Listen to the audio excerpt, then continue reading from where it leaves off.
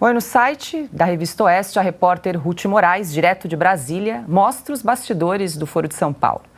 E a gente selecionou algumas imagens exclusivas, como a loja do Partido da Causa Operária, o PCO, onde os militantes encontram camisetas do guerrilheiro argentino Che Guevara e botões do ditador Joseph Stalin. No local ainda havia distribuição gratuita de banners que pedem a inocência do líder da Frente Nacional de Luta, José Rainha. E até um livreto que sugere a inocência de Delúbio Soares, ex-tesoureiro do PT, condenado a 6 anos de prisão por lavagem de dinheiro na Operação Lava Jato. Silvio, o que mais você pode trazer aí de bastidor? A nossa repórter Ruth Moraes esteve ontem, né? Acompanhou presencialmente o evento em que Lula discursou, acompanhamos alguns trechos aí. O que mais a gente pode trazer de bastidor aí desse evento? Olha, Paula, as imagens falam por si só, né? As imagens que você exibiu falam por si só. Essa reunião do Foro de São Paulo é uma verdadeira viagem no tempo, né? Tá passando aqui aí algumas imagens de livros, menções a Che Guevara, Marx, Stalin. Esse livreto gratuito, aliás, sobre o Delúbio Soares, ele é até curioso. O Delúbio Soares preparou ali um manifesto em sua própria defesa, ele que era o tesoureiro do PT na época do Mensalão, na CPI dos Correios em 2005, depois reapareceu nas investigações da Lava Jato, mas ficou famoso pela época do Mensalão, né? Ele que fazia os acertos com o Marcos Valério, naquela época ele dizia que ele era chamado para desencravar uma unha, né, e que depois chegou a dizer, inclusive numa entrevista ao jornal Estado de São Paulo naquele ano, que o Mensalão se tornaria piada de salão. O Delúbio foi condenado na ação penal 470 de 2012 pelo Supremo Tribunal Federal, no voto do Joaquim Barbosa. A pena dele acabou de forma mais branda, né, abrandada no voto do revisor Ricardo Lewandowski, mas ele agora apresenta o seu livro, dizendo que tudo não passou de uma grande narrativa, assim como todos os demais corruptos, vou chamar pelo que eles são, condenados pelo Petrolão e pelo Mensalão do PT.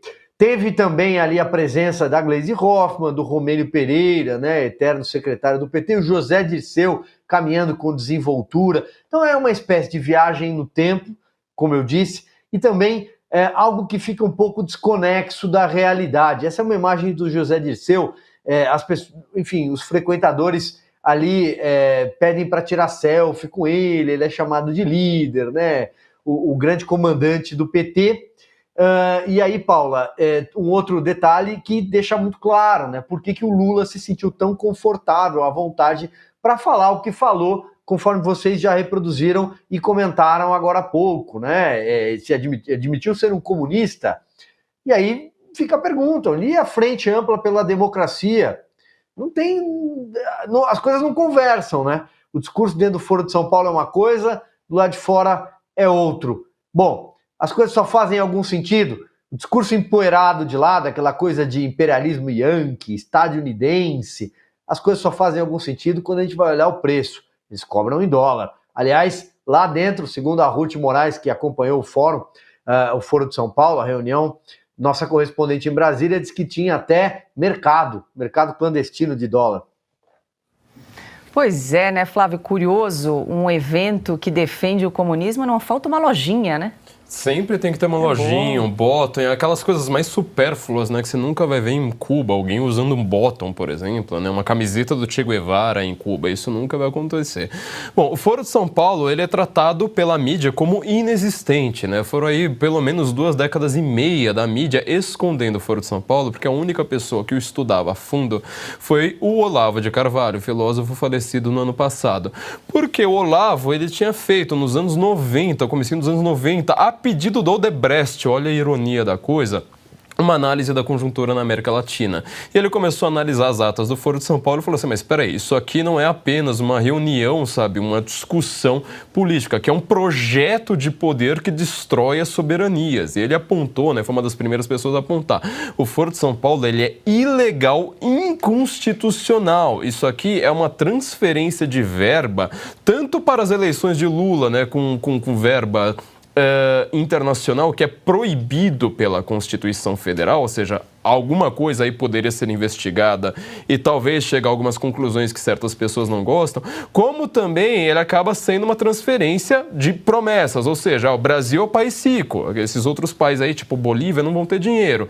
Então, o que você faz? Você dá o apoio para as eleições e depois, em pagamento, você vai lá, faz obras, né, com empreiteiras e coisas desse tipo. Bom, o Odebrecht não gostou muito daquele negócio, não usou para absolutamente nada, e você vê como, por exemplo, né, Bolsonaro apontou 2 vezes na campanha para o Lula, falando, olha, por que você não critica, por exemplo, a Nicarágua? O Lula poderia criticá-lo porque não iria afetar em nada, mas ele não teve essa capacidade. Por que será? Alguém precisa investigar essa questão. A Ana falou sobre a contagem de mortos, né, do comunismo, aí, de 80 milhões, 110 milhões. Eu quero dizer que essa contagem ela só varia única e exclusivamente porque você não consegue determinar um morto de verdade, né, pela causa do comunismo. Por exemplo, o cara morre de fome num gulag. Você pode dizer, mas não foi o comunismo, foi uma seca, foi alguma coisa daquele tipo. O comunismo que o PT defende, tá? Você já viu a Gleisi Hoffmann cantando Internacional Socialista